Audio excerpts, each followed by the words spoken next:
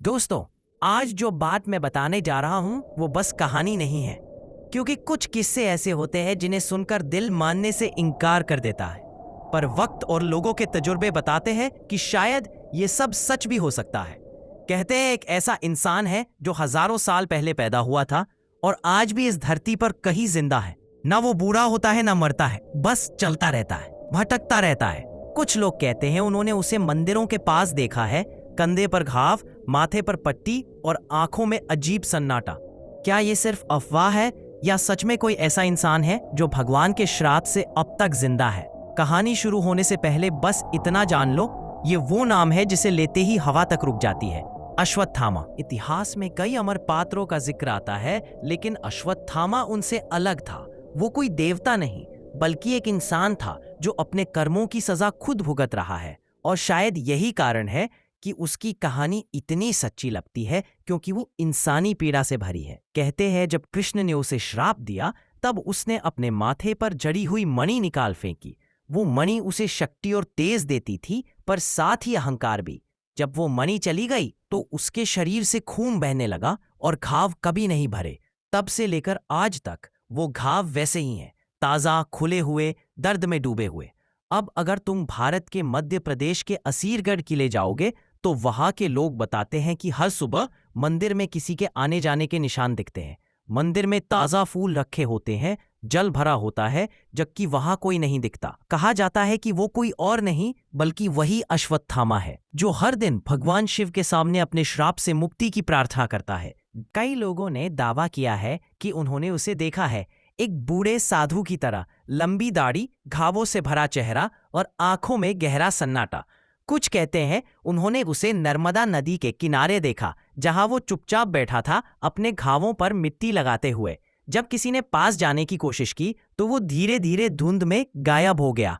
2002 में जब भारतीय पुरातत्व सर्वेक्षण एएसआई ने असीरगढ़ किले में खुदाई की तो उन्हें मंदिर के अंदर ऐसे पत्थर मिले जिन पर खून जैसे लाल धब्बे थे, लेकिन कोई इंसानी उपस्थिति नहीं पाई गई। स्थानीय पुजारियों का कहना है कि मंदिर हर सुबह अपने आप खुलता है और कुछ मिनटों बाद अपने आप बंद हो जाता है, जैसे कोई अदृश्य शक्ति अंदर आकर पूजा कर गई हो। इतना ही नहीं, बद्रीनाथ के रास्ते में कई यात्रियों ने बताया कि रात के वक्त उन्हें एक अजीब सा आदमी दिखा, जो माथे पर पट्टी बांधे हुए धीरे धीरे चलता गया। जब उन्होंने सोचा कि वो कोई साधु है और पीछे गए तो कुछ ही कदम बाद वो गायब हो गया, लेकिन जमीन पर गीले खून जैसे निशान रह गए थे। कन्नौज, नर्मदा किनारा, सीहोर और विदिशा, इन सब जगहों से भी ऐसे ही किस्से सामने आए हैं। कुछ गांवों में लोगों का मानना है कि अगर रात को नदी के पास भारी सांसों की आवाज सुनाई दे तो समझ जाओ कि द्रोणपुत्र वहां से गुजरा है। कहा जाता है कि अश्वत्थामा अब इंसान नहीं बल्कि किसी ऊर्जा का रूप बन चुका है। वो हर उस जगह पहुंचता है जहां अत्याचार, युद्ध या पाप हुआ हो, शायद इसलिए कि उसे अपने अपराधों का एहसास दिलाने की याद दिलाई जाती रहे। कुछ लोग मानते हैं कि जब जब दुनिया किसी बड़े युद्ध के मुहाने पर होती है, उसकी परछाई फिर दिखती है, जैसे वो चेतावनी देने आया हो कि इतिहास खुद को दोहरा रहा है। अंग्रेजों के समय की एक डायरी में भी उसका जिक्र मिलता है। 1850 में कैप्टन J.E. हर्बर्ट ने अपनी रिपोर्ट में लिखा, हम असीरगढ़ किले में ठहरे थे। आधी रात को मंदिर से जल चढ़ने की आवाज आई। बाहर देखा तो एक आदमी दिखा, बहुत लंबा, जख्मी और माथे से खून टपक रहा था। उसने खुद को अश्वत्थामा कहा और कहा, मेरा श्राप अभी पूरा नहीं हुआ। अगले ही पल वो गायब हो गया।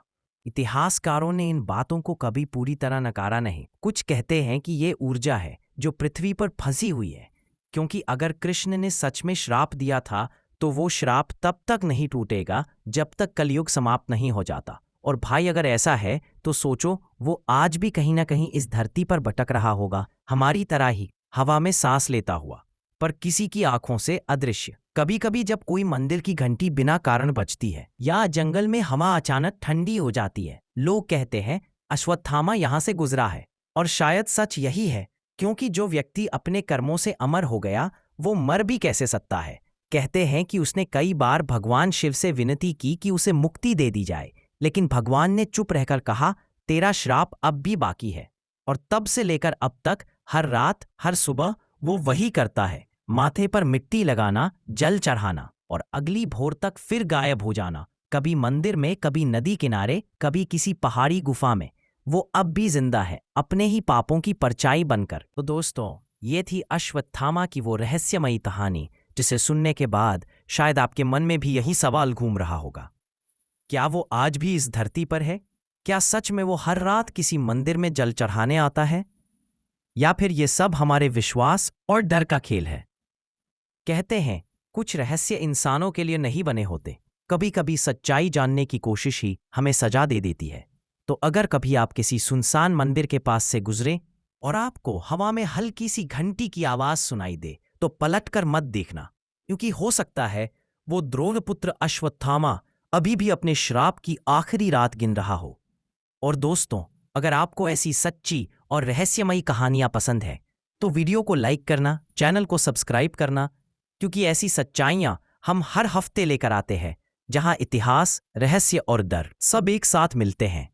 अगली बार फिर मिलते हैं एक नई अनजानी दास्तान के साथ।